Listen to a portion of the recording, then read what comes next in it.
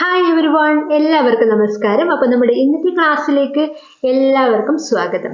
ഇന്ന് എടുക്കാൻ പോകുന്നത് SCERT ആണ്. SCERTയിലെ പാഠം 3 ആണ്. 7ാം ക്ലാസ്സിലെ പാഠം 3 ആണ് നമ്മൾ എടുക്കാൻ പോകുന്നത്. ചെറുത്തുനിൽപ്പുകളും ഒന്നാം സ്വാതന്ത്ര്യ സമരവും. അപ്പോൾ 7ാം ക്ലാസ്സിലെ ഒന്നാമത്തെ ചാപ്റ്ററും രണ്ടാമത്തെ ചാപ്റ്ററും നമ്മൾ എടുത്ത് കഴിഞ്ഞിട്ടുണ്ട്. കാണാത്തവരുണ്ടെങ്കിൽ അത് പോയി കാണാം കേട്ടോ. അതിന്റെ ലിങ്ക് ഞാൻ താഴെ കൊടുക്കാം. ഓക്കെ, അപ്പോൾ ഇന്ന് എടുക്കാൻ പോകുന്നത് 3ാമത്തെ ചാപ്റ്റർ ആയിട്ടുള്ള ചെറുത്തുനിൽപ്പുകളും ഒന്നാം സ്വാതന്ത്ര്യ സമരവും.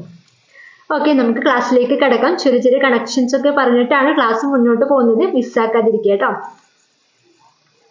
അപ്പോൾ നമ്മുടെ പാഠത്തിന്റെ ആദ്യ ഭാഗം തന്നെ ഒരു പിക്ചറാണ് കാണുന്നത്. ഒരു ബ്രിട്ടീഷുകാരനുണ്ട്, കുറച്ച് കർഷകരും ഉണ്ട്. കർഷകരാണെന്ന് തോന്നുന്നു, കർഷകരും ഉണ്ട്. അപ്പൊ ഞാൻ ഒരു കുറിപ്പുണ്ട്, അത് വായിക്കാം കേട്ടോ. നഗോട്ടകളുടെ പെരുവിടൽ. ബംഗാളിൽ പട്ടുനൂൽ കൃഷിക്കാരായിരുന്നു നഗോട്ടകൾ. അവരുണ്ടാക്കുന്ന പട്ടുനൂൽ തേടി വിവിധ നാടുകളിൽ നിന്ന് നെയ്ത്തുകാർ എത്തിയിരുന്നു. ബംഗാളിൽ ഇംഗ്ലീഷ് ഈസ്റ്റ് ഇന്ത്യ കമ്പനിയുടെ ഭരണം സ്ഥാപിച്ചതോടെ കമ്പനി ഉദ്യോഗസ്ഥന്മാർ നഗോട്ടകളെ ചൂഷണം ചെയ്യാൻ തുടങ്ങി. കുറഞ്ഞ വേതനത്തിന് അവരെ കൊണ്ട് നെയ്ത്ത് ജോലി ചെയ്യിപ്പിച്ചു. ഉപജീവനത്തിനും മറ്റും മാർഗങ്ങൾ തേടാൻ സാധിക്കാത്ത വിധത്തിൽ കമ്പനിയുടെ തൊഴിലാളികളാക്കി അവരെ മാറ്റി. അടിമകൾക്ക് തുല്യമായ ജീവിതം. കമ്പനി ഉദ്യോഗസ്ഥരുടെ തീരുമാനം അംഗീകരിക്കാത്തവരെ ക്രൂരമായി മർദ്ദിച്ചു. വസ്തുവകകൾ പിടിച്ചെടുത്തു. ജീവിതം വഴിമുട്ടിയ നഗോട്ടകൾ കുലത്തൊഴിൽ ഉപേക്ഷിക്കാൻ തീരുമാനിച്ചു. അതിനവർ കണ്ടെത്തിയ മാർഗം എന്തായിരുന്നു? സ്വന്തം പെരുവിരൽ മുറിച്ചു മാറ്റുക എന്നതായിരുന്നു. അപ്പൊ സ്വന്തം പെരുവിരൽ മുറിച്ചു മാറ്റിയിട്ട് ഒരു അവരുടെ എന്താ പറയാ പ്രതിഷേധം അറിയിച്ചത് അല്ലെ, ബ്രിട്ടീഷുകാർക്കെതിരെയുള്ള അവരുടെ പ്രതിഷേധം അറിയിച്ചത് അങ്ങനെയായിരുന്നു. അപ്പൊ ഇങ്ങനെയുള്ള സംഭവങ്ങളും നമ്മുടെ നാട്ടിൽ ഉണ്ടായിട്ടുണ്ടെന്ന് മനസ്സിലാക്കി കേട്ടോ.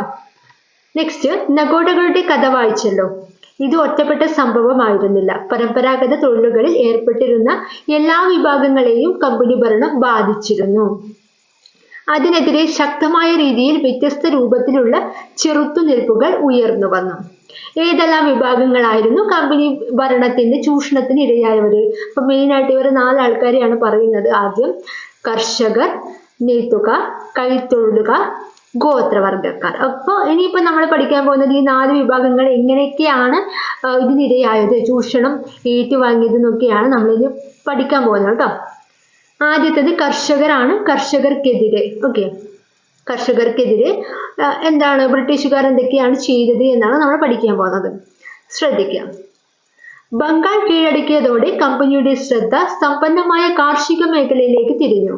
ഈ മേഖലയിൽ നിന്ന് പരമാവധി സമ്പത്ത് കൊള്ളയടിക്കുക എന്നതായിരുന്നു ആരുടെ ലക്ഷ്യം? ബ്രിട്ടീഷുകാരുടെ ലക്ഷ്യം. ഓക്കെ, അപ്പോൾ ഈ ബംഗാൾ എന്ന് പറയുന്നത് കാർഷിക മേഖലയിൽ അന്ന് ഭയങ്കരമായിട്ട് മുന്നിൽ നിന്നിരുന്ന ഒരു നാടായിരുന്നു കേട്ടോ. അപ്പൊ അവരുടെ ആ ഒരു മണ്ണിന്റെ ഒരു വളക്കൂറും ആ ഒരു കർഷകത്തിന്റെ ആ ഒരു എന്താണ് കൃഷിയുടെ ഒരു സമ്പന്നതയൊക്കെ കണ്ടിട്ട് ആ ഭാഗം ഇവർക്ക് നാണ്യവിളകൾ കൃഷി ചെയ്യാനുള്ള ഒരു നല്ലൊരു നിലമാണെന്ന് ബ്രിട്ടീഷുകാർ മനസ്സിലാക്കുകയാണ് ചെയ്തത്. അതിനുശേഷം അവരുടെ ആവശ്യങ്ങൾക്ക് വേണ്ടി, അവരുടെ നാണ്യവിളകൾ കൃഷി ചെയ്യാൻ വേണ്ടി ഇത് മെല്ലെ മെല്ലെ ഈ കർഷകരുടെ ബംഗാളിലെ കർഷകരുടെ സ്ഥലം ഓരോരോ കാരണത്തിലൂടെ വലിയ വലിയ നികുതി ഭാരമൊക്കെ അടിച്ചേൽപ്പിച്ചുകൊണ്ട് ആ സ്ഥലങ്ങളൊക്കെ ബ്രിട്ടീഷുകാർ പിന്നീട് കൈയടക്കുകയാണ് ചെയ്തത്.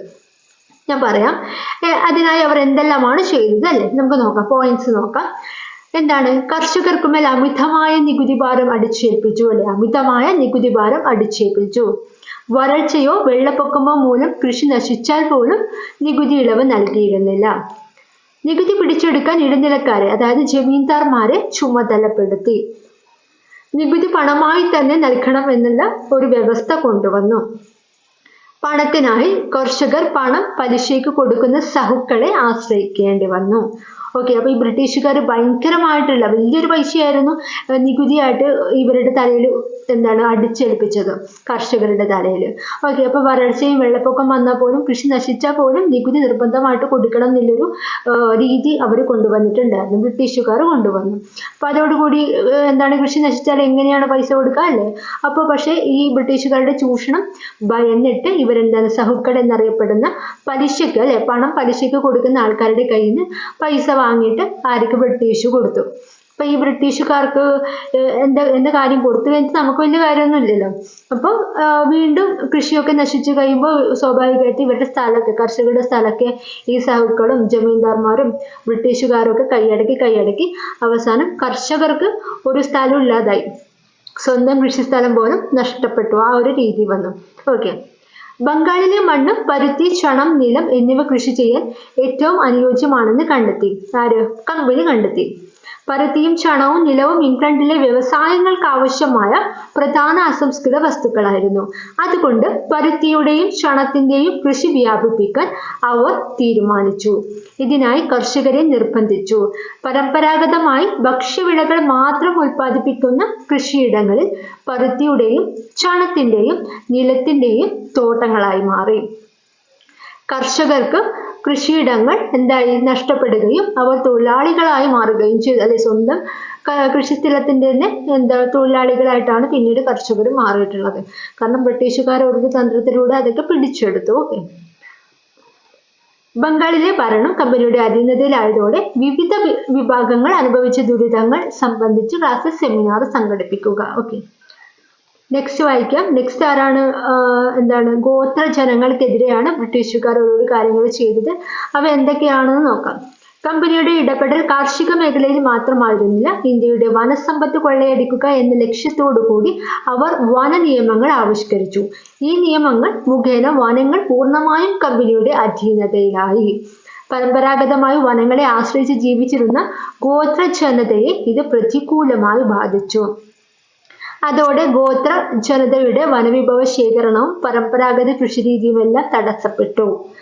ഗോത്ര ജനതയുടെ ആവാസ മേഖല ധാതു നിക്ഷേപങ്ങളാൽ സമ്പന്നമായിരുന്നു. ഇവ ചൂഷണം ചെയ്യുന്നതിനായി റോഡ്, റെയിൽ സൗകര്യങ്ങൾ വർദ്ധിപ്പിച്ചു. ഇത് ഗോത്ര ജനതയുടെ ജീവിതം ദുസ്സഹമാക്കി. ഓക്കെ. അപ്പൊ ഗോത്ര ജനതകൾ എന്തൊക്കെയാണ് അനുഭവിച്ചത് നമുക്ക് മനസ്സിലായല്ലേ. അപ്പൊ അവര് ഗോത്രങ്ങൾ എന്ന് പറയുമ്പോൾ വനത്തിൽ ജീവിക്കുന്നവരാണ്. ആ വനസമ്പത്ത് അല്ലെ, വനത്തിലെ ഫലങ്ങളും മറ്റു കാര്യങ്ങളൊക്കെ വിറ്റപ്പോഴാണ് അവര് ചെറിയ ചെറിയ കൃഷിയൊക്കെ ചെയ്താണ് അവര് നേരം പൊളുത്തിയിരുന്നത്. എന്നാൽ ബ്രിട്ടീഷുകാർ എന്ത് ചെയ്തു? ഈ വനമേഖല എന്ന് പറയുന്നത് ഭയങ്കര സമ്പുഷ്ടമായിട്ടുള്ള ധാതു നിക്ഷേപങ്ങളാൽ സമ്പന്നമായിട്ടുള്ള സ്ഥലമാണെന്ന് മനസ്സിലാക്കുകയും അതിൽ ഓരോരോ ഓരോ നിക്ഷേപങ്ങളും അവര് കൈക്കലാക്കാൻ തുടങ്ങി. അല്ലെ. അപ്പൊ അവരുടെ നാട്ടിലേക്ക് കയറ്റി അയക്കാൻ വേണ്ടിയിട്ടാണ്, ആ ഒരു സൗകര്യത്തിന് വേണ്ടിയിട്ടാണ്, അതായത് ബ്രിട്ടീഷുകാരുടെ സ്വയം അവരുടെ ഉപകാരത്തിന് വേണ്ടിയിട്ട് മാത്രമാണ് റോഡ്, റെയിൽ പോലുള്ള സൗകര്യങ്ങളൊക്കെ ഉണ്ടാക്കിയത്. അല്ലാതെ ഇന്ത്യക്കാർക്ക് വേണ്ടിയിട്ടല്ല ഉണ്ടാക്കിയത്. അപ്പൊ അത് പിന്നീട് നമുക്ക് ഗുണമായി എന്നുള്ളത് വേറൊരു സത്യം. അപ്പൊ ആ സമയത്ത് ഉണ്ടാക്കിയത് അവർക്ക് വേണ്ടിയിട്ട് മാത്രമായിരുന്നു. ഓരോരോ വന നിയമങ്ങളൊക്കെ കൊണ്ടുവന്നതോടുകൂടി കർഷകരല്ല, ഗോത്രങ്ങൾക്ക് അവരുടെ സ്വന്തം വനത്തിൽ പോലും ഒരു സ്ഥാനമില്ലാത്തൊരവസ്ഥ വന്നു. ഓക്കെ. അപ്പോൾ നമുക്ക് ഇനി പഠിക്കാൻ പോകുന്നത് ഇവിടെ ചെറിയൊരു ബോക്സിൽ കൊടുത്തിട്ടുള്ള റെയിൽവേയുടെ തുടക്കം, അല്ലെ, ഇമ്പോർട്ടൻ്റ് ആയിട്ടുള്ള ഭാഗമാണ്. പ്രീവിയസ് ഇയർ ക്വസ്റ്റ്യൻ ചോദിച്ചതാണ്, ശ്രദ്ധിക്കുക. റെയിൽവേയുടെ തുടക്കം. ഇന്ത്യയിൽ റെയിൽവേ ആരംഭിക്കുന്നത് 1853 ഏപ്രിൽ 16-നാണ്. ഒന്നാമത്തെ പോയിന്റ് ആണ്, ശ്രദ്ധിക്കുക. 1853 ഏപ്രിൽ 16-നാണ് ഇന്ത്യയിൽ റെയിൽവേ ആരംഭിച്ചത്. അന്ന് വൈകുന്നേരം 3:35-നാണ് ബോംബെയിൽ നിന്ന് താനെയിലേക്കുള്ള ആദ്യ വണ്ടി കൂകിപ്പാഞ്ഞത്. 14 കോച്ചുകളുള്ള ഈ വണ്ടി 400 യാത്രക്കാർ ഉണ്ടായിരുന്നു. 1861 മാർച്ചിൽ തിരൂരിൽ നിന്ന് ബേപ്പൂരിലേക്ക് കേരളത്തിലെ ആദ്യത്തെ തീവണ്ടി ഓടി. അതൊരു ഇമ്പോർട്ടൻ്റ് ആയിട്ടുള്ള പോയിന്റ് ആണ്. കേരളത്തിൽ ആദ്യമായിട്ട് വന്നത്, അല്ലേ. അപ്പോൾ ഇന്ത്യയിലാണ് ആദ്യം പറഞ്ഞത്. ഇന്ത്യൻ റെയിൽവേ ആരംഭിച്ചത് എപ്പോഴാണ്? 1853 ഏപ്രിൽ 16. ഇത് പ്രീവിയസ് ഇയർ ക്വസ്റ്റ്യൻ ആണ്. അപ്പൊ ഞാനൊരു കോഡ് ഉപയോഗിച്ച് പറയാം, ശ്രദ്ധിക്കുക കേട്ടോ.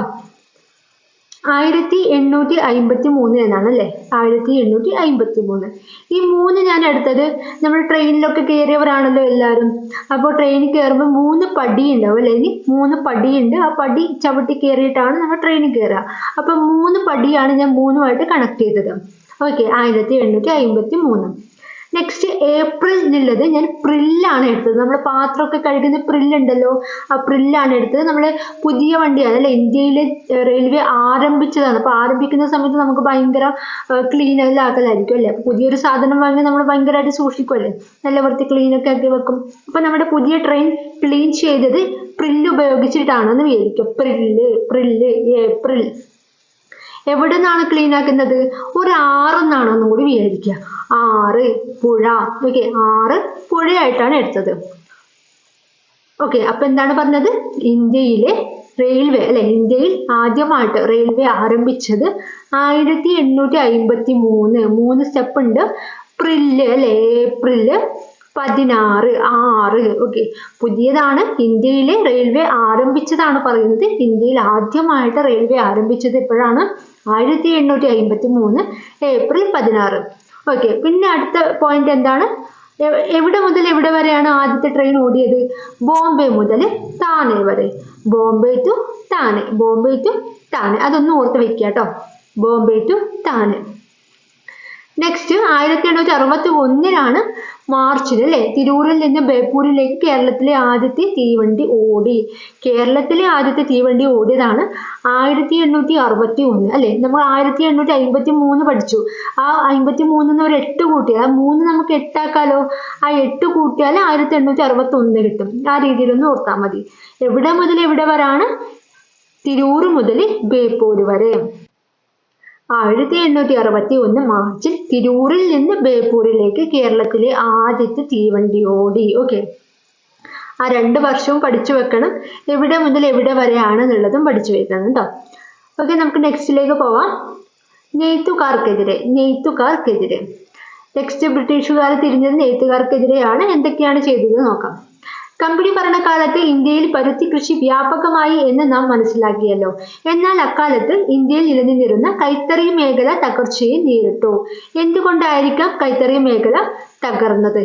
നമുക്ക് പരിശോധിക്കാം. എന്തുകൊണ്ടാണ് നോക്കാം. അസംസ്കൃത വസ്തുവായ പരുത്തി ബ്രിട്ടനിലേക്ക് കയറ്റി അയച്ചു. ബ്രിട്ടനിലെ യന്ത്രനിർമ്മിതങ്ങളായിട്ടുള്ള വില കുറഞ്ഞ തുണിത്തരങ്ങൾ വൻതോതിൽ ഇന്ത്യയിലേക്ക് ഇറക്കുമതി ചെയ്തു. ഇന്ത്യൻ നിർമ്മിത തുണിത്തരങ്ങൾക്ക് ഉയർന്ന നികുതി ചുമത്തി. ഇക്കാരണങ്ങളാൽ കൈത്തറി മേഖലയിൽ നിരവധി തൊഴിലാളികൾക്ക് തൊഴിൽ നഷ്ടപ്പെട്ടു. ഓക്കെ, ഈ ബ്രിട്ടീഷുകാർ എന്തോന്ന് ചെയ്തത്?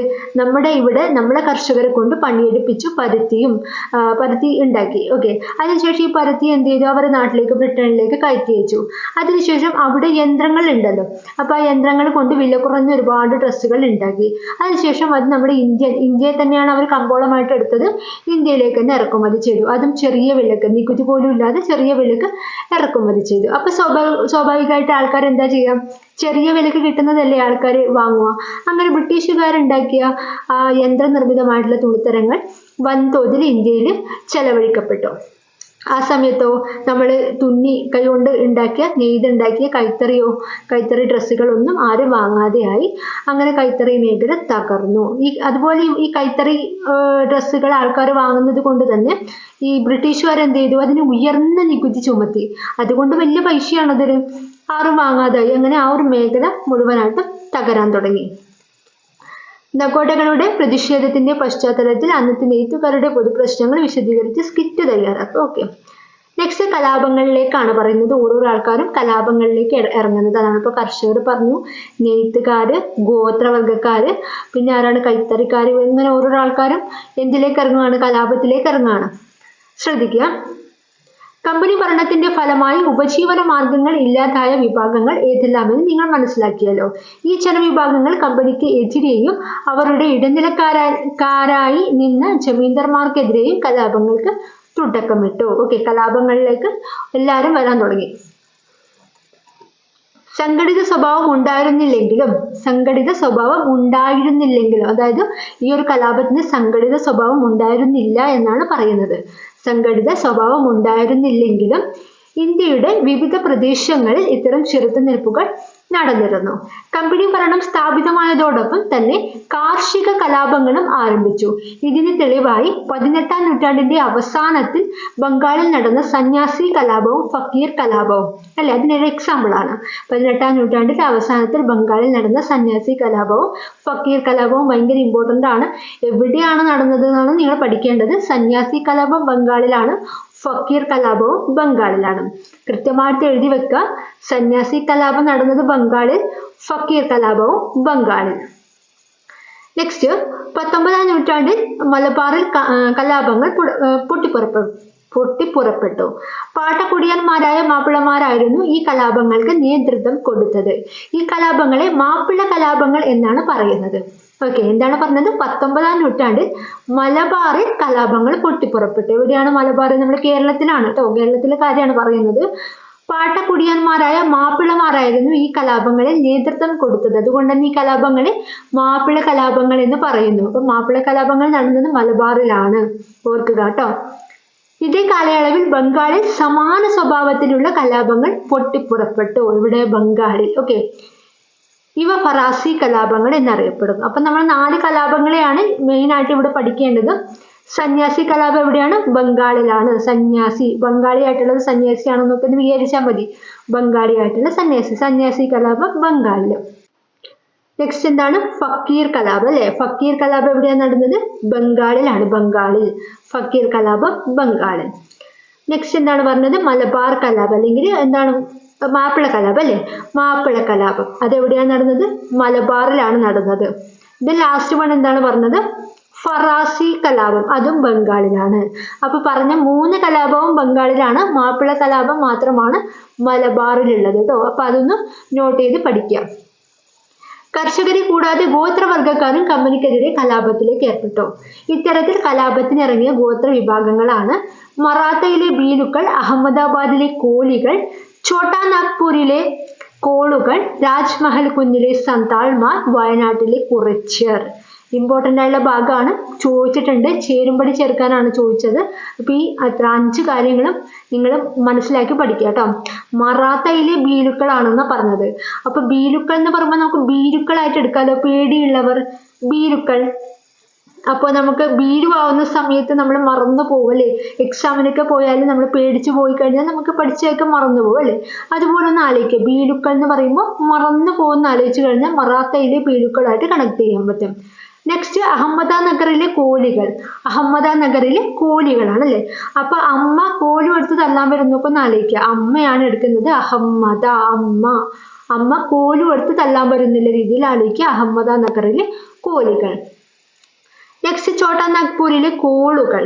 അപ്പൊ ചോട്ടയായിട്ടുള്ള കുട്ടികളൊക്കെ അല്ലെ, ചോട്ടാ കുട്ടികളൊക്കെ ഇല്ലേ, ചെറിയ മക്കള്, അവരൊക്കെ കോളൊക്കെ ചെയ്യുന്ന കേൾക്കാൻ നല്ല രസമല്ലേ. കോള് അല്ലെ, കോള്. അപ്പോൾ കോള് എന്നുള്ള രീതിയിൽ എടുക്കുക കേട്ടോ. ഛോട്ടാ നാഗ്പൂരിലെ കോളുകൾ. നെക്സ്റ്റ് രാജ്മഹൽ കുന്നിലെ സന്താൾമാർ. അപ്പൊ ഞാനിത് എടുത്തത് സന്തൂറാണ് എടുത്തത് കേട്ടോ. സന്തൂർ. ഈ സന്തൂർ സോപ്പൊക്കെ ഇട്ട് കുളിക്കുന്നത് രാജാവാണെന്ന് വിചാരിച്ചാൽ മതി. രാജ്മഹൽ കുന്നിലെ സന്താൾമാർ. സന്തൂർ സോപ്പ് രാജാക്കന്മാരാണോ യൂസ് ചെയ്യുന്നത് എന്ന് ആലോചിക്കുക. രാജ്മഹൽ കുന്നിലെ സന്താൾമാർ. നെക്സ്റ്റ് വയനാട്ടിലെ കുറിച്യർ. ഓക്കെ, നമ്മൾ കുറച്ചൊക്കെ ഫുഡൊക്കെ തിന്നത് വായിലൂടെയാണെന്നൊക്കെ ഒന്ന് ചിന്തിക്കുക കേട്ടോ. വെറുതെ ഒന്ന് ചിന്തിക്കുക. കുറിച്യർ, വയനാട്ടിലെ കുറിച്യർ. അപ്പൊ എന്താണ് പറഞ്ഞത്? 5 പേരാണ് പറഞ്ഞത്. ഓർമ്മിക്കുക. മറാത്തയിലെ ബീരുക്കളാണ്. ബീരു ആകുമ്പോൾ നമ്മൾ മറന്നു പോകുമെന്ന് പറഞ്ഞു. അഹമ്മദാനഗറിലെ കോലികളാണ്. കോല് പോലെ അല്ലെ, കോലെടുത്തിട്ടുള്ളത്. അമ്മ കോലെടുത്തിട്ട് തല്ലാൻ വരുന്നൊക്കെ ഒന്ന് പറഞ്ഞു. ഛോട്ടാ നാഗ്പൂരിലെ കോളുകളാണ് പറഞ്ഞത്. ഛോട്ടാ നാഗ്പൂര് അല്ലെ. ഇപ്പൊ ചെറിയ കുട്ടികളൊക്കെ കോൾ ചെയ്യുന്നത് നല്ല രസമാണ് കേൾക്കാൻ എന്നൊക്കെ ഒന്ന് ആലോചിക്കുക. രാജ്മഹൽ കുന്നിലെ സന്താൾമാർ. സന്തൂർ സോപ്പ് ഉപയോഗിച്ച് രാജാക്കന്മാരൊക്കെ കുളിക്കുന്നൊക്കെ ഒന്ന് ആലോചിക്കുക. വയനാട്ടിലെ കുറിച്യറും കൂടി ഒന്ന് ആലോചിക്കുക കേട്ടോ. നെക്സ്റ്റ് നമ്മൾ ഓരോന്നും എടുത്ത് പോവാണ്. സന്താൾ കലാപം മെയിൻ ഇമ്പോർട്ടൻ്റ് ആയിട്ടുള്ള ഭാഗമാണ്. സന്താൾ കലാപം ഒരുപാട് ക്വസ്റ്റ്യൻ ചോദിച്ചിട്ടുണ്ട്, ശ്രദ്ധിക്കുക കേട്ടോ. ബംഗാൾ പ്രവിശ്യയിൽ രാജ്മഹൽ കുന്നുകളിലായിരുന്നു സന്താൾ ഗോത്രജനങ്ങളുടെ താമസം അല്ലെ. കൊള്ളപ്പലിശക്കാരുടെയും കമ്പനി ഉദ്യോഗസ്ഥന്മാരുടെയും ചൂഷണത്തിനിരയായ ഗോത്രജനത നടത്തിയ കലാപമാണ് സന്താൾ കലാപം. രാജ്മഹൽ കുന്നുകളെ നിണമണിയിച്ച ഈ കലാപത്തിൽ 15,000-ലധികം സന്താൾ ജനതയാണ് ജീവൻ ബലിയർപ്പിച്ചത്. സിദ്ധുവും കാൻഹുവും ആയിരുന്നു ഈ കലാപത്തിന് നേതൃത്വം കൊടുത്തത്. ഭയങ്കര ഇമ്പോർട്ടൻ്റ് ആയിട്ടുള്ള ഭാഗമാണ്, ശ്രദ്ധിച്ചു കേൾക്കുക. സന്താൾ കലാപം എവിടെയാണ് നടന്നത്? രാജ്മഹൽ കുന്ന്. ഒന്നാമത്തെ പോയിന്റ് രാജ്മഹൽ കുന്ന്. അപ്പോൾ സന്തൂർ സോപ്പൊക്കെ രാജാക്കന്മാരെ മാത്രമേ ഉപയോഗിക്കൂ എന്ന് ആലോചിക്കുക. പിന്നെ എന്താണ് പറഞ്ഞത്? രണ്ടാമത്തെ പോയിന്റ് മെയിൻ പോയിന്റ് ആണ്. സിദ്ധുവും കാൻഹുവും ആയിരുന്നു ഈ കലാപത്തിന് നേതൃത്വം കൊടുത്തത്. അപ്പൊ സന്താൾ കലാപത്തിന് നേതൃത്വം കൊടുത്ത 2 പേരാണ് സിദ്ധുവും കാൻഹുവും. അപ്പോൾ നമ്മൾ സന്താളിനെടുത്തത് സന്തൂർ സോപ്പാണല്ലോ. ഈ സന്തൂർ സോപ്പ് റൗണ്ടിലല്ലേ ഉണ്ടാവുക? റൗണ്ടില് അതൊരു സി ടൈപ്പ് അല്ലേ. സി ടൈപ്പ് ആണെന്നുള്ള രീതിയിലൊന്ന് ആലോചിക്കുക. അപ്പൊ സിദ്ധുവും. പിന്നെ സന്തൂർ സോപ്പ് കാണാൻ ഭയങ്കര രസമാണല്ലോ. കാൻഹു എന്നുള്ള രീതിയിൽ അങ്ങനെയും എടുക്കാം കേട്ടോ. അപ്പോൾ എന്താണ് പറഞ്ഞത്? സന്താൾ കലാപം നടന്നത് രാജ്മഹൽ കുന്നിലാണ്. നേതൃത്വം നൽകിയത് സിദ്ധുവും കാൻഹുവും. ഇമ്പോർട്ടൻ്റ് ആണ്, എഴുതി വയ്ക്കുക, കൃത്യമായി പഠിക്കുക, സ്ഥിരം ചോദ്യമാണ്.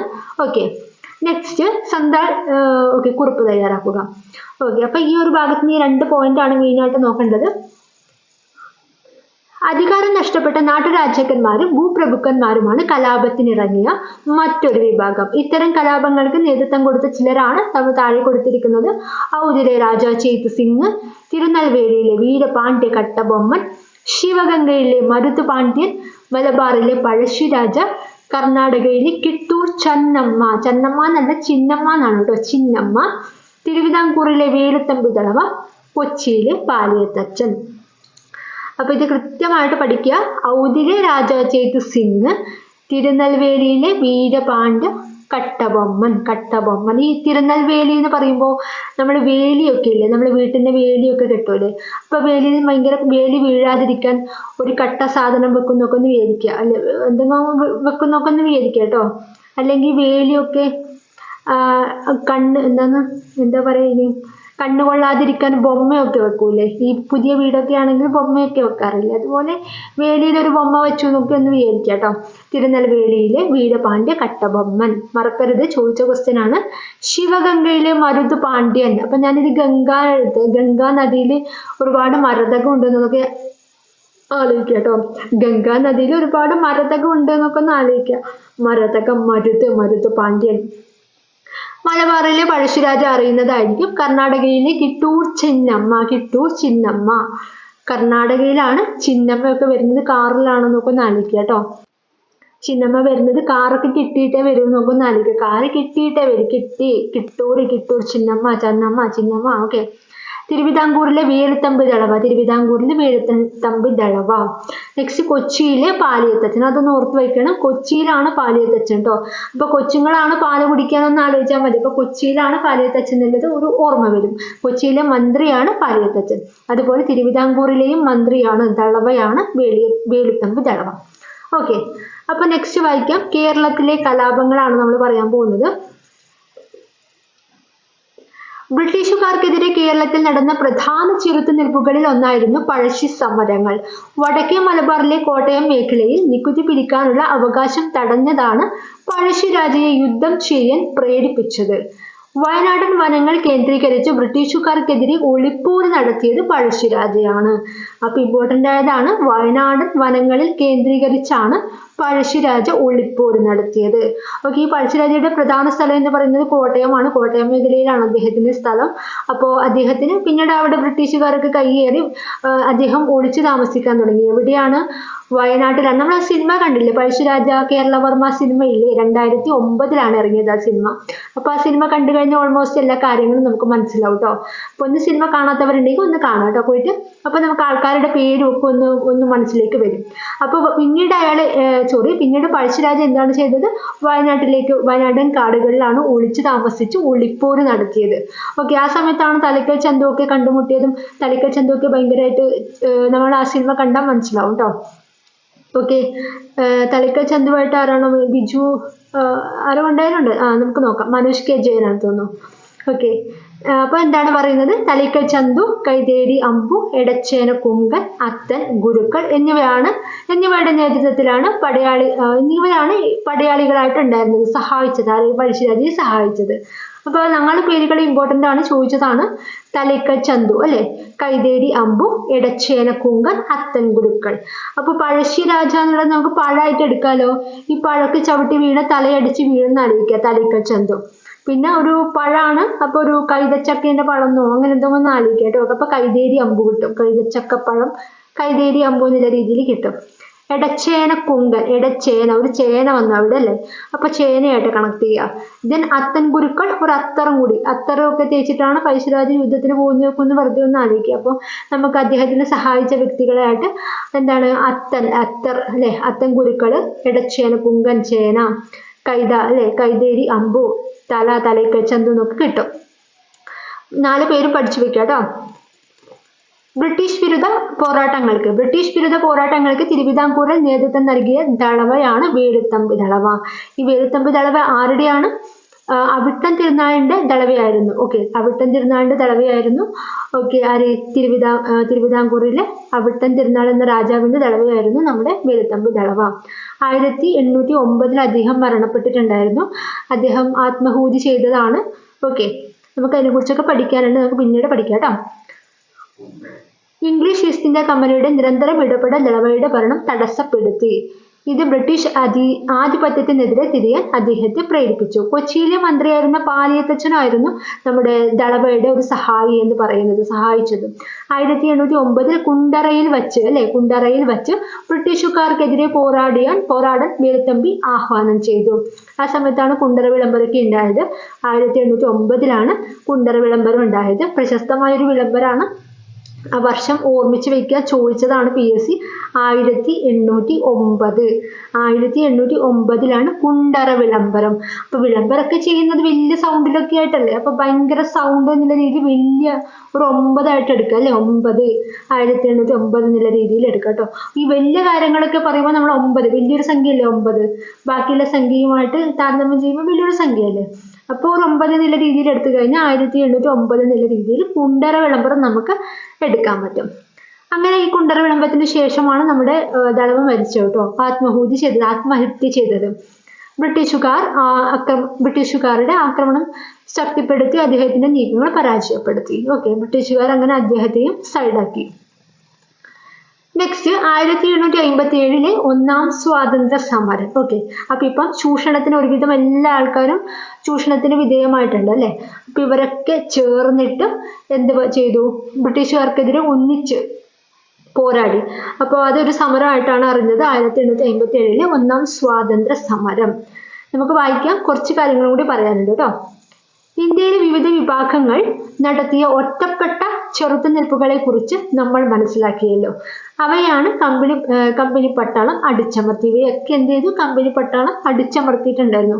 ഇതൊക്കെ ഒറ്റപ്പെട്ട ഓരോരോ സ്ഥലത്തുണ്ടായി നടന്നിട്ടുള്ള സംഭവങ്ങളാണ് അല്ലെ. നെയ്ത്തുകാർ മാത്രം, കർഷകർ മാത്രം, പിന്നെന്താണ് ഗോത്രവർഗക്കാർ മാത്രം, ഇങ്ങനെ ഓരോ വിഭാഗങ്ങൾക്കാർ, അതുപോലെ ഓരോരോ നാട്ടുരാജ്യങ്ങളിലത്തെ ആൾക്കാരാണ് സമരം ഉണ്ടാക്കിയത്. അപ്പോൾ ഇതിനൊക്കെ എന്ത് ചെയ്തു? ബ്രിട്ടീഷ് പട്ടാളം കമ്പനി പട്ടാളം അടിച്ചമർത്തി. 1857 കമ്പനിയോട് കൂറ് പുലർത്തിയിരുന്ന വിഭാഗങ്ങൾ പോലും അവർക്കെതിരെ തിരിഞ്ഞു. കമ്പനി പട്ടാളത്തിലെ ഇന്ത്യൻ സൈനികരായിട്ടുള്ള ശിപ്പായിമാർ എന്നാണ് പറയുന്നത്. ദത്തവകാശ നിരോധന നിയമത്തിന്റെ ഫലമായി അധികാരം നഷ്ടപ്പെട്ടു പോയിട്ടുള്ള രാജാക്കന്മാർ എന്നിവരായിരുന്നു സമരത്തിന് നേതൃത്വം കൊടുത്തത്.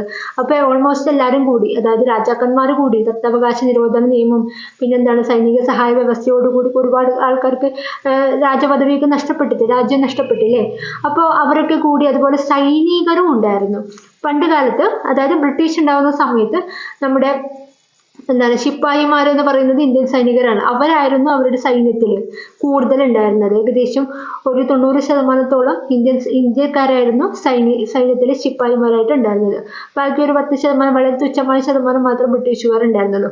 പക്ഷേ ഈ തുച്ഛമായിട്ടുള്ള ആൾക്കാരായിരുന്നു ഇത്രയും സൈനികരെ എന്തായിട്ടുണ്ടായിരുന്നത്, ഭരിച്ചിരുന്നത്. അവരോട് കാര്യങ്ങളൊക്കെ പറഞ്ഞതും അവർ നയിച്ചിരുന്നതും ബ്രിട്ടീഷുകാരായിട്ടുള്ള ആ ഒരു ഇത്തരത്തിലുള്ള ആൾക്കാരായിരുന്നു.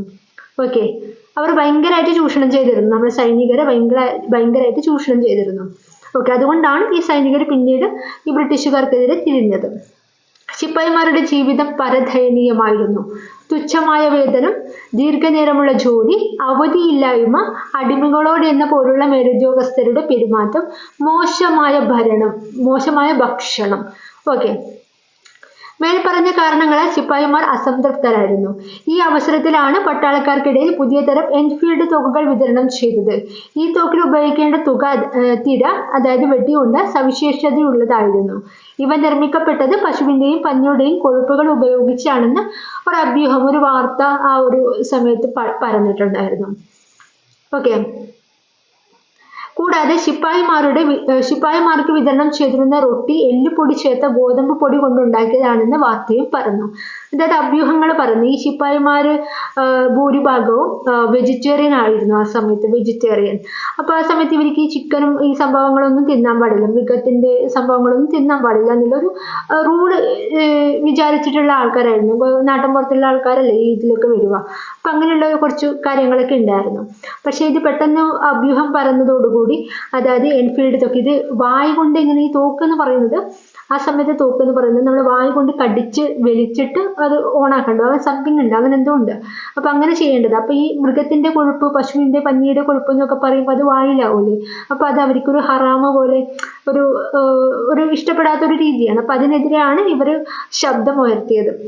അതുപോലെ ഇവർ കഴിക്കുന്ന ഗോതമ്പ് അല്ലെ, റൊട്ടിയിൽ എല്ല് കൂടിയൊക്കെ ചേർത്തിട്ട് ഒരുമാതിരി അവർക്ക് ഇഷ്ടമല്ലാത്ത രീതിയിലുള്ള ഒരു തരം ഫുഡാണ് അവർക്ക് കൊടുത്തിട്ടുണ്ടായിരുന്നത്. എല്ലുപൊടിയൊക്കെ ചേർത്തു എന്ന് പറയുമ്പോൾ ആരെങ്കിലും കഴിക്കുമോ? ഇല്ലല്ലോ.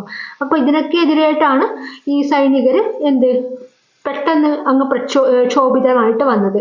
ശിപ്പായിമാർക്കിടയിൽ അന്ന് ആദ്യമായി പ്രതിഷേധം ഉയർത്തിയത് ആരായിരുന്നു? മംഗൾ പാണ്ഡെ ആയിരുന്നു. മംഗൾ പാണ്ഡെയുടെ കാര്യങ്ങളൊക്കെ നമുക്ക് പഠിക്കാം. സൈനിക മേധാവികൾക്കെതിരെ സംഘടിതമായ രീതിയിൽ കലാപങ്ങൾ ആരംഭിച്ചത് ഇവിടെയാണ്, മീററ്റിലാണ്. അപ്പം നമ്മുടെ 1857 കലാപം പൊട്ടിപ്പുറപ്പെട്ടത് എവിടെയാണ്? മീററ്റിലാണ്. കലാപത്തിനിറങ്ങിയ സൈനികർ ഡൽഹിയിലെത്തി അവസാനത്തെ മുഗൾ ഭരണാധികാരിയായിരുന്ന ബഹദൂർ ഷാ രണ്ടാമനെ ഇന്ത്യയുടെ ചക്രവർത്തിയാക്കി. ആരെയാണ്? ആ ചോദ്യം ചോദിച്ചതാണ്. കലാപത്തിനിറങ്ങിയ സൈനികർ ഡൽഹിയിലെത്തി അവസാനത്തെ മുഗൾ ഭരണാധികാരിയായിരുന്ന ബഹദൂർ ഷാ രണ്ടാമനെ, അല്ലെങ്കിൽ അദ്ദേഹത്തിന് മറ്റൊരു പേരുണ്ട്, ബഹദൂർ ഷാ സഫർ എന്നും പറയാറുണ്ട്, ബഹദൂർ ഷാ രണ്ടാമൻ എന്നും പറയാറുണ്ട്. അപ്പൊ ഇദ്ദേഹത്തെ എന്താക്കി? ഇന്ത്യയുടെ ചക്രവർത്തിയാക്കി പ്രഖ്യാപിച്ചു. കലാപം മീററ്റിൽ മാത്രമല്ല ഉത്തരേന്ത്യയിൽ പലയിടങ്ങളിൽ പൊട്ടിപ്പുറപ്പെട്ടു. ഓക്കെ. അധികാരം നഷ്ടപ്പെട്ട നാട്ടുരാജ്യക്കന്മാരും കലാപത്തിൽ പങ്കുചേർന്നു. കാൺപൂർ, ലക്നൗ, അലഹബാദ്, ഝാൻസി, ആര, ഫൈസാബാദ് തുടങ്ങിയ പ്രദേശങ്ങളിലേക്ക് കലാപം പടർന്നു. ഓക്കെ. അപ്പൊ ഇതാണ് നമ്മുടെ ബഹദൂർ ഷാ രണ്ടാമന്റെ പിക്ചർ കേട്ടോ. ബഹദൂർ ഷാ രണ്ടാമൻ, മംഗൾ പാണ്ഡെ മുകളിൽ കൊടുത്തിട്ടുണ്ട്. ബഹദൂർ ഷാ രണ്ടാമൻ, നാനാ സാഹിബ്, ഝാൻസി റാണി, ബീഗം ഹസ്രത്ത് മഹൽ, താന്തിയ തോപ്പി. ഓക്കെ. കാൺപൂരിൽ നാനാ സാഹിബും താന്തിയ തോപ്പിയും, ഝാൻസിയിൽ റാണി ലക്ഷ്മിബായിയും, ലക്നൌവിൽ ബീഗം ഹസ്രത്ത് മഹലും, ഫൈസാബാദിൽ മൗലവി അഹമ്മദുള്ള, ആരയിൽ കൻവർ സിംഗ് എന്നിവരായിരുന്നു സമരം നയിച്ചത്. അപ്പൊ കാൺപൂരിൽ നയിച്ചവരാരായിരുന്നു? നാനാ സാഹിബും താന്തിയ തോപ്പിയും. എങ്ങനെ പഠിക്കാം? കാൺപൂരാണ്, കണ്ണാണ് അല്ലേ, നമ്മൾ കണ്ണായിട്ട് എടുക്കാം. കണ്ണ് നമുക്ക് 2 കണ്ണാണല്ലേ ഉള്ളത്, രണ്ടും ഒരുപോലത്തെ കണ്ണാണ്. അപ്പൊ രണ്ടും ഒരുപോലത്തെ നല്ലേ ഇവിടെ കൊടുത്തിട്ടുള്ളത്, നാ. ഓക്കെ. കണ്ണ് രണ്ടും ഒരുപോലെയാണ്. ഓക്കെ. അപ്പൊ അതുപോലെ രണ്ടും ഒരുപോലത്തെ അക്ഷരമാണ് ഇവിടെയും കൊടുത്തിട്ടുള്ളത്, നാ. ഓക്കെ. നാനാ സാഹിബ്. പിന്നെ ആരാണ്? താന്തിയ തോപ്പി. നമ്മൾ കണ്ണ് കാണാതിരിക്കാൻ വേണ്ടിയിട്ട് നമ്മൾ തൊപ്പിയൊക്കെ താത്തി വെക്കാറില്ലേ, അപ്പൊ തൊപ്പിയായിട്ടൊന്ന് കണക്ട് ചെയ്യാം കേട്ടോ. കാൺപൂരിനെ നയിച്ചത് ആരൊക്കെയാണ്? നാനാ സാഹിബും താന്തിയ തോപ്പിയും. ഓക്കെ ആണല്ലോ. നെക്സ്റ്റ് ഝാൻസി ആണ്. ഝാൻസിയിൽ റാണി ലക്ഷ്മിബായി, അത് എല്ലാവർക്കും അറിയുന്നതാണ്, അതിന് ഝാൻസി റാണി എന്നൊക്കെ പറയും. നെക്സ്റ്റ് ലക്നൌവിൽ ബീഗം ഹസ്രത്ത് മഹലാണ് നയിച്ചത്. എങ്ങനെ ആലോചിക്കാം? എന്താണ് പറഞ്ഞത്? ലക്നൌവിൽ ബീഗം ഹസ്രത്ത് മഹൽ. നമുക്ക് ലവ് എന്താണ് ലവ്? മഹൽ, താജ്മഹലിലൊക്കെ പോകാൻ നമുക്ക് ലവ് ആണ്, ഇഷ്ടമാണ് എന്നൊക്കെ ഒന്ന് ആലോചിക്കാം. ലക്നൗ ലവ്. ഓക്കെ. അപ്പൊ ലവ് എന്തിനോടാണ്? ബീഗം ഹസ്രത്ത് മഹൽ, താജ്മഹലിലൊക്കെ പോകാനാണ് ഇഷ്ടം എന്നൊക്കെ രീതിയിൽ ആലോചിച്ച് കഴിഞ്ഞാൽ ലവും മഹലുമായിട്ട് കണക്ട് ചെയ്യാൻ പറ്റും. നെക്സ്റ്റ് ഫൈസാബാദിലെ മൗലവി അഹമ്മദുള്ള. ഈ ഭയങ്കര പൈസയുള്ള ആളാണ് ഈ അബ്ദുള്ള എന്നൊക്കെ ഒന്ന് ആലോചിക്കുക കേട്ടോ. പൈസയുള്ള ആളാണ് അബ്ദുള്ള എന്നുള്ള രീതിയിൽ ആലോചിക്കുക. മൗലവി അഹമ്മദുള്ള. നെക്സ്റ്റ് ആരയിൽ കൻവർ സിംഗ്. അപ്പൊ ഇവിടെ എങ്ങനെ ആലോചിക്കാം? ആര എന്ന് പറയുമ്പോൾ നമുക്ക് അര എടുത്തൂടെ? അര നമ്മുടെ ദേഹത്ത് അര ഇല്ലേ, നമ്മുടെ ശരീരത്തിന്റെ ഭാഗമല്ലേ. അപ്പൊ അതുപോലെ ശരീരത്തിന്റെ ഒരു ഭാഗമാണ് കണ്ണൊന്നും കൂടി എടുക്കുക. കൻവർ. ഓക്കെ. അങ്ങനെ ആ ഒരു രീതിയിൽ അങ്ങ് എടുക്കുക, മാറിപ്പോരുത്. നേരത്തെ കാൺപൂരാണ് പറഞ്ഞത്, കാൺപൂര് നേതൃത്വം നൽകിയത് നാനാ സാഹിബും താന്തിയ തോപ്പി. ഝാൻസിയിലെ റാണി ലക്ഷ്മിബായി. ലക്നൌവിൽ ലവ് എന്താണ്? മഹൽ, താജ്മഹലൊക്കെ കാണാൻ മോഹമാണ്, ലവ് ആണെന്ന് വിചാരിക്കുക. ലക്നൌവിൽ എന്താണ്? ബീഗം ഹസ്രത്ത് മഹൽ, അല്ലെങ്കിൽ താജ്മഹൽ എന്നൊക്കെ പറയുമ്പോൾ ഒരു ലവിന്റെ സിമ്പൽ അല്ലേ, ലവിന്റെ ഒരു സ്മാരകല്ലേ, ആ ഒരു രീതിയിൽ ലക്നൌ ആയിട്ട് കണക്ട് ചെയ്യുക. ഫൈസാബാദ് എന്നാണ് പൈസക്കാരനായിട്ടുള്ള മൗലവി അഹമ്മദുള്ള. ആരയിൽ കൻവർ സിംഗ് ആണ് ആര അല്ലെ, അര കണ്ണ് എന്നൊക്കെ പറഞ്ഞു. എന്നിവരാണ് സമരം നയിച്ചത്. എന്നാൽ ഈ കലാപം കമ്പനി അടിച്ചമർത്തി.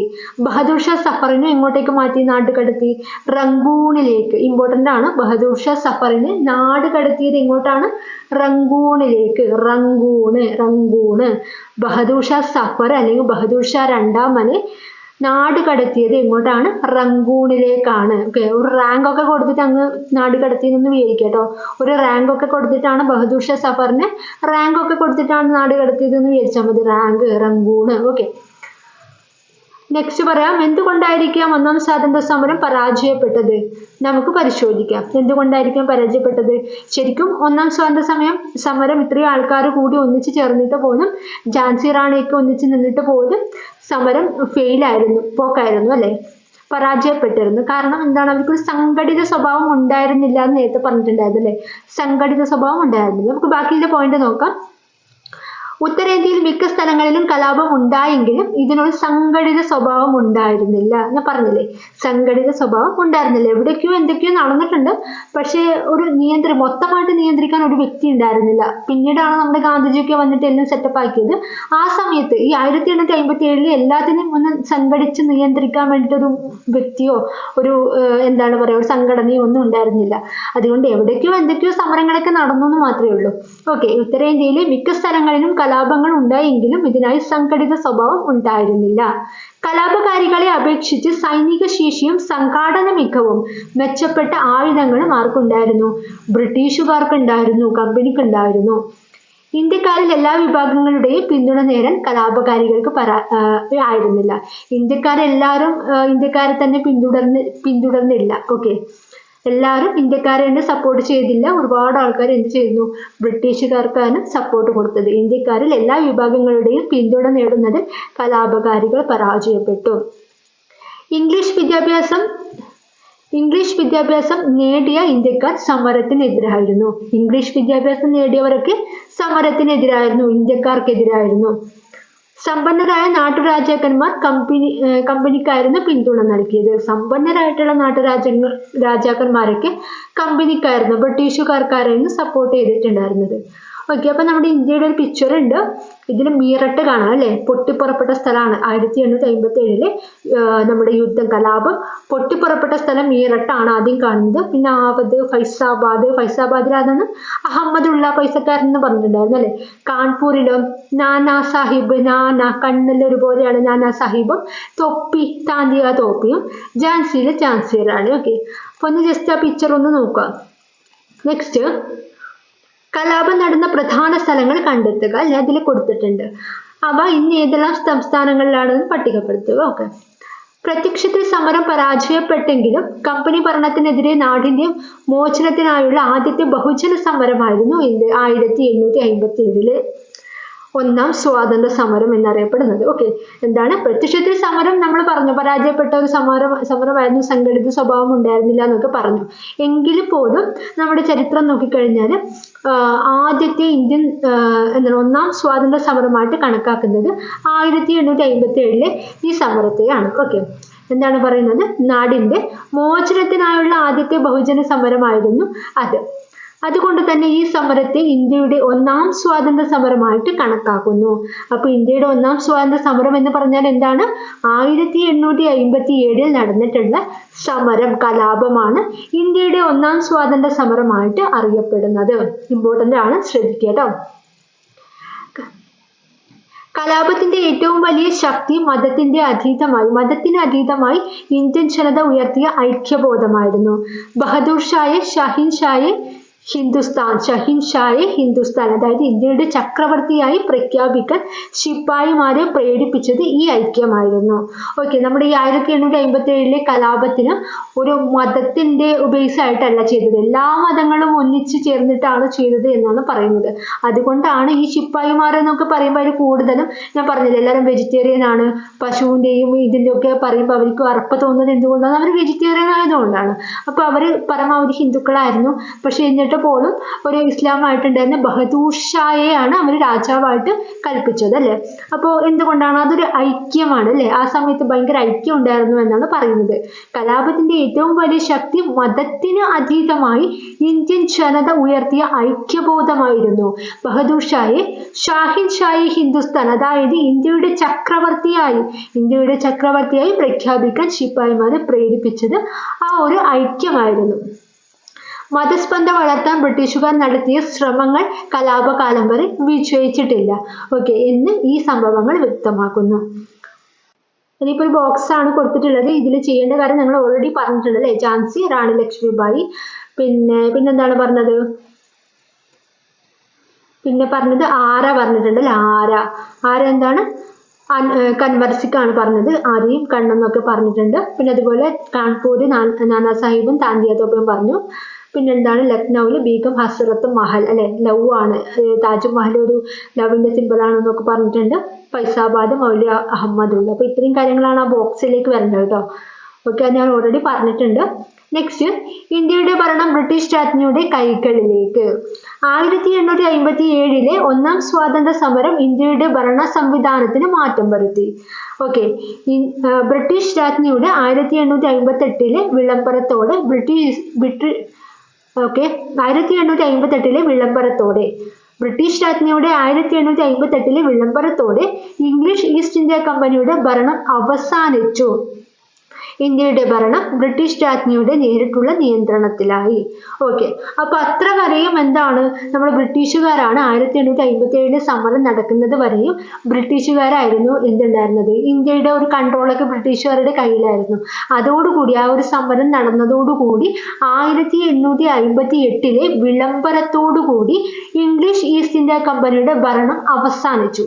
അതിനുശേഷം ആരാണ് വന്നത്? ബ്രിട്ടീഷുകാർ പോയില്ല. ബ്രിട്ടീഷുകാർക്ക് പകരം ആരാണ് വന്നത്? ഇന്ത്യയുടെ ഭരണം ആരുടെ കയ്യിൽ വന്നു? ബ്രിട്ടീഷ് രാജ്ഞിയുടെ നേരിട്ടുള്ള നിയന്ത്രണത്തിലാക്കി. അപ്പൊ ബ്രിട്ടീഷുകാരുടെ കയ്യിലുള്ള ഒരു ഭരണം പോയി. ഇംഗ്ലീഷ് ഈസ്റ്റ് ഇന്ത്യ കമ്പനിയാണ്. ഇംഗ്ലീഷ് ഈസ്റ്റ് ഇന്ത്യ കമ്പനിയുടെ കയ്യിലുള്ള ഇന്ത്യയുടെ ഭരണം പോയിട്ട് അത് നേരെ ആരുടെ കയ്യിലെത്തി?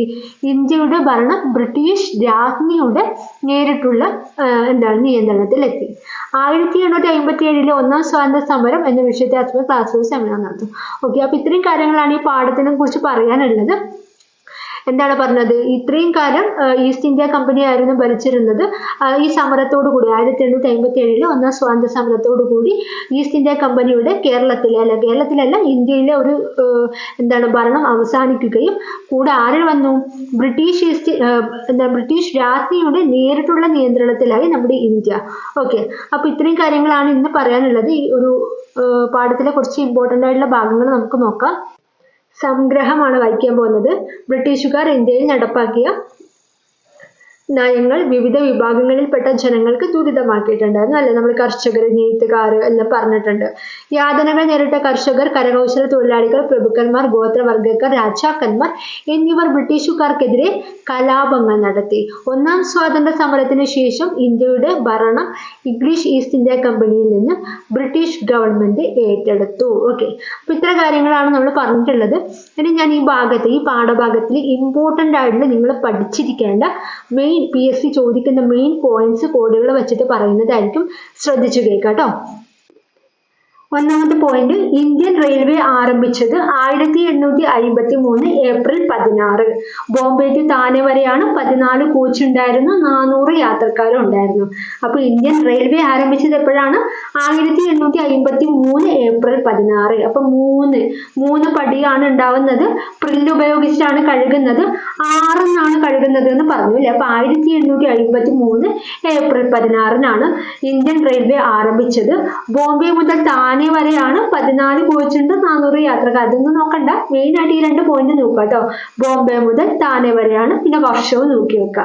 നെക്സ്റ്റ്, കേരളത്തിൽ റെയിൽവേ ആരംഭിച്ചത് 1861 മാർച്ചിലാണ്. കേരളത്തിലാകുമ്പോൾ ഒരു 8 വർഷം കൂടി കൂട്ടുക. 1853 ഒരു 8 കൂടി കൂട്ടി കഴിഞ്ഞാൽ 61 കിട്ടും. മാർച്ച് തിരൂർ മുതൽ ബേപ്പൂർ വരെയാണെന്നും കൂടി ഒന്ന് ഓർത്ത് വെക്കാം. നെക്സ്റ്റ്, കലാപങ്ങളാണ് പറയുന്നത്. സന്യാസി കലാപം ബംഗാളിലാണ്. മലബാർ കലാപം മലബാറിലാണ്. അത് മലബാർ കലാപം എന്ന് പറഞ്ഞാൽ മാപ്പിള കലാപം തന്നെയാണ് കേട്ടോ. നെക്സ്റ്റ്, ഫറാസി കലാപം ബംഗാളിലാണ്.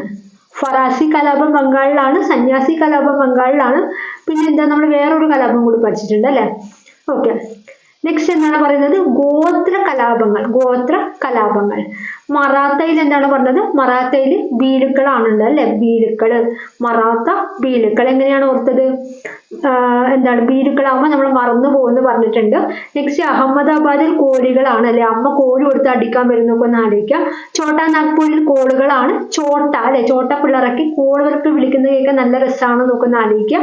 രാജ്മഹൽ കുന്ന് സന്താൾമാരാണ്, നമ്മുടെ രാജാക്കന്മാരൊക്കെ കുളിക്കുന്നത് സന്തൂർ സോപ്പ് തേച്ചിട്ടാണെന്ന് നമുക്ക് വിചാരിക്കുക കേട്ടോ. നെക്സ്റ്റ് വയനാടാണ് പറയുന്നത്. വയനാട്ടിൽ കുറിച്ചർ. ഓക്കെ, വായ കൊണ്ടാണ് കറിയൊക്കെ കഴിക്കാമെന്ന് ആലോചിച്ചാൽ മതി കേട്ടോ. വായ കൊണ്ടാണ് കറിയൊക്കെ കഴിക്കാമെന്ന് ആലോചിക്കുക. നെക്സ്റ്റ് സന്താൾ കലാപം എന്ന് എടുത്തു കഴിഞ്ഞാൽ രാജ്മഹൽ കുന്നാണ് ഇവരുടെ താമസം. സന്താൾ കലാപം ചെയ്ത് സന്താൾമാരുടെ താമസം എന്താണ്? രാജ്മഹൽ കുന്നിലാണെന്ന് ആലോചിക്കുക. ബംഗാൾ പ്രാവിശ്യ അല്ലെ, രാജ്മഹൽ കുന്ന് എവിടെയായിരുന്നു? ആ സമയത്ത് ബംഗാൾ പ്രാവിശ്യയിലായിരുന്നു.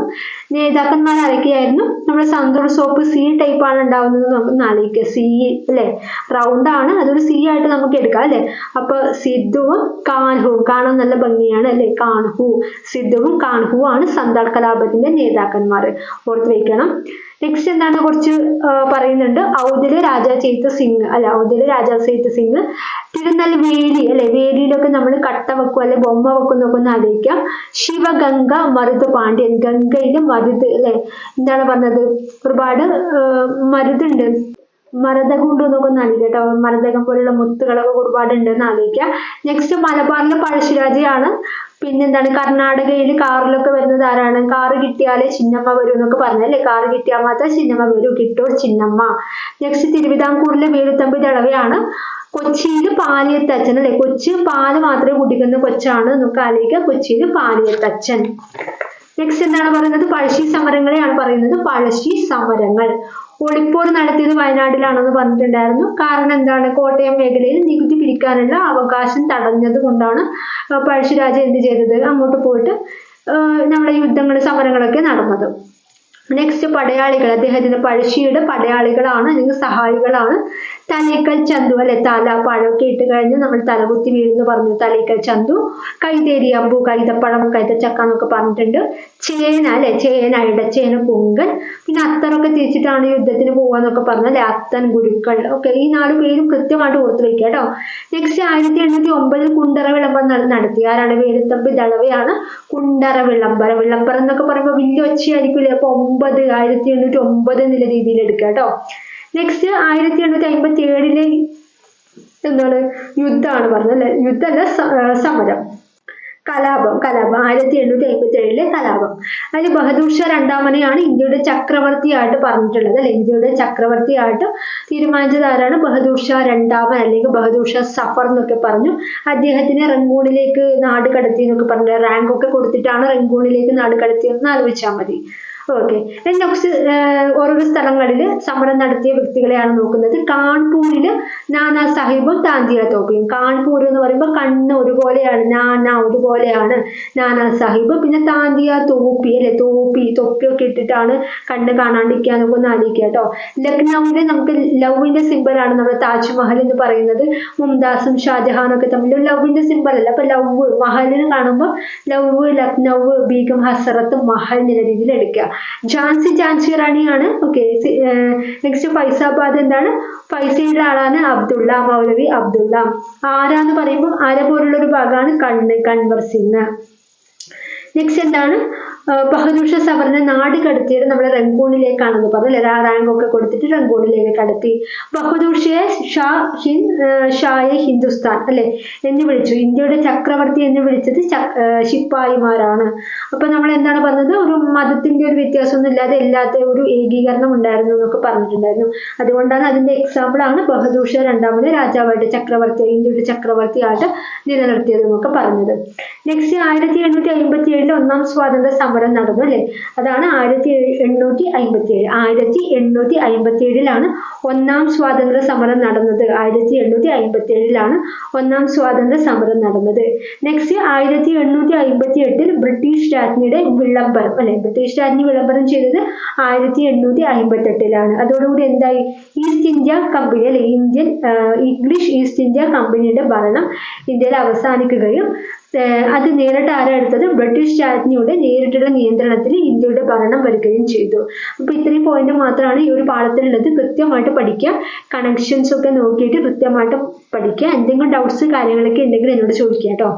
ഓക്കെ അപ്പൊ ഇന്നത്തെ ക്ലാസ് ഇത്രയേ ഉള്ളൂ. നമ്മൾ പറഞ്ഞിട്ടുണ്ട് ഇതിന്റെ മുന്നത്തെ 2 പാഠങ്ങൾ എടുത്തിട്ടുണ്ടായിരുന്നു. പാഠം 1 പാഠം 2 7ാം ക്ലാസ്സിലെ പാഠം 1 2 എടുത്തിട്ടുണ്ടായിരുന്നു. അതിന്റെ ലിങ്ക് ഞാൻ താഴെ ഡിസ്ക്രിപ്ഷൻ ബോക്സിൽ കൊടുക്കാം, കാണാത്തവരുണ്ടെങ്കിൽ കാണാം കേട്ടോ. ഓക്കെ അപ്പൊ ഇന്നത്തെ ക്ലാസ് ഇത്രയേ ഉള്ളൂ. Bye bye, see U.